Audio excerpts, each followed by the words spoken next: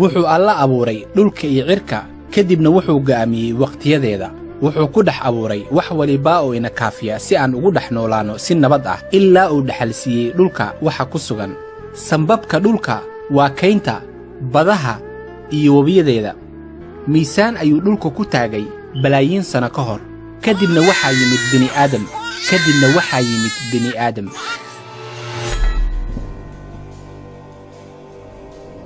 waxaynu rognay oo fasahaadinay ammaanadii alle inoo dhiibtay waxaynu shidnay dabka naarta waan duminay waan isguryo tirnay waan isdulminay dhexdeenna dhulka waxba uguma tegin oo baabi'inay xitaa xayawaan waxaynu dhulka ku faafinay fasahaad ilaa uu dhulka u dacwoodo rabbigii dadka qaar gaajo ayay u geeriyoonayaan kuwa kalena wax badan ayay cunayaan kuwa badan ayaa dhulka laga qaxiyey si mid kale nolol wanaagsan u helo baabi'in burburin fasahaad iyo dulmi laakiin ha ka raja dhigin xagga alle bini'aadamku waa mid ikhtiyaar leh haddii sharta mid doorto halkan waxaa ah khayr fasahaadka waxaa is hortaagay ixsaanka